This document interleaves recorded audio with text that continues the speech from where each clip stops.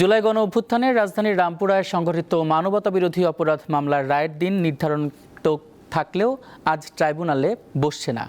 আন্তর্জাতিক অপরাধ ট্রাইব্যুনাল এর বিচারপতি মোহাম্মদ গোলাম মুর্তজা মজুমদারের নেতৃত্বে গঠিত ৩ সদস্যের বেঞ্চে রায়ের দিন নির্ধারণের কথা ছিল। মামলাটির আসামিও হাজির করা হয় ট্রাইব্যুনালে, পরে ট্রাইব্যুনাল বসবে না বলে জানা গেছে। এই মামলার আসামি ডিএমপি সাবেক কমিশনার হাবিবুর রহমান সহ ৫ জন। গ্রেফতার রয়েছেন রামপুরা পুলিশ ফাঁড়ির তৎকালীন এএসআই চঞ্চল চন্দ্র সরকার। ডিএমপি সাবেক কমিশনার সহ ৪ আসামি পলাতক। গত ৩ ফেব্রুয়ারি উভয় পক্ষের শুনানি শেষে রায় ঘোষণার জন্য অপেক্ষমান রাখা হয়।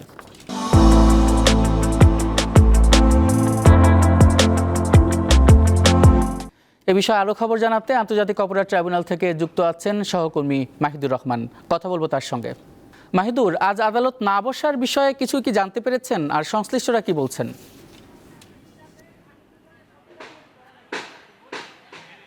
জি, আপনি যেমনটি বলছিলেন যে বাংলাদেশে ত্রয়োদশ জাতীয় সংসদ নির্বাচন অনুষ্ঠিত হওয়ার পর কিন্তু আজকেই প্রথম কার্যদিবস ছিল এবং আজকে কিন্তু বিশেষ গুরুত্বপূর্ণ একটি মামলার রায়ের তারিখ ঘোষণা করার কথা ছিল। অর্থাৎ জুলাই গণ অভ্যুত্থানের সময় রাজধানীর রামপুরায় গুলি করে আমির হোসেন নামের একজনকে কার্নিশে ঝুলে থাকা অবস্থায় তাকে গুলি করা অবস্থায় যে মামলার রায়, সেই রায় হওয়ার আজকে কথা ছিল। কিন্তু এছাড়াও আরও বেশ কয়েকটি মিসকেসের মামলা আজকে ছিল। আজকে কিন্তু সকাল থেকে আমরা দেখেছি যে সবাই পূর্ব প্রস্তুতি নিয়েই এসেছে। পূর্ব ঘোষণা অনুযায়ী 11:30 থেকে 11:15-র মধ্যে কোর্ট বসার কথা ছিল। আসামিও কিন্তু উপস্থিত করা হয়েছে, কিন্তু কিছুক্ষণ আগে আমরা প্রসিকিউশন সূত্রে জানতে পারি যে তাদের কিছু প্রস্তুতির শেষ না হওয়ার কারণে কিন্তু আজকে ফুল কোর্ট বসছে না। অর্থাৎ এই আজকে যে চলমান ঘটনার প্রক্রিয়া, এই প্রক্রিয়ার পরবর্তী কোনো দিনে জানানো হবে। আমি আপনাকে আরেকটু জানিয়ে রাখতে চাই যে আজকে যে এই প্রথম দিনে কিন্তু কোর্টের যে পূর্ব প্রস্তুতি, এই প্রস্তুতির কারণে কিন্তু চেয়ারম্যান, প্যানেলের বাকি যে সদস্যরা সবাই কিন্তু উপস্থিত হয়েছেন।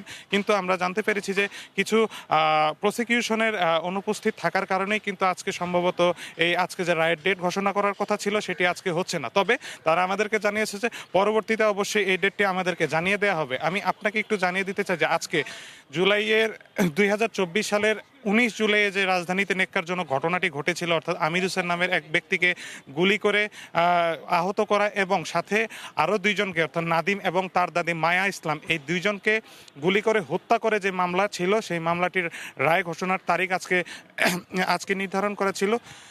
আমি যদি আপনাকে একটু সম্পর্কে জানাই যে এইখানে 2 জনকে হত্যা এবং 1 জনকে আহত করা এই মানবতা বিরোধী অপরাধের মামলায় কিন্তু 5 জনকে আসামি করা হয়, যে 5 জনের মধ্যে কিন্তু 4 জনে পলাতক রয়েছেন। অর্থাৎ ডিএমপি কমিশনার হাবিবুর রহমান হাবিবকে কিন্তু প্রধান আসামি করে এই মামলায় 1 জনকে শুধুমাত্র গ্রেফতার করা হয়েছে। রামপুরার সাবেক পুলিশ ফাঁড়ির এসআই চঞ্চল চন্দ্র সরকার, তিনি একমাত্র এখানে গ্রেফতার রয়েছেন। এবং এই মামলার যে 5 জন আসামি রয়েছে, 5 জনই কিন্তু পুলিশ সদস্য। এবং গত বছরের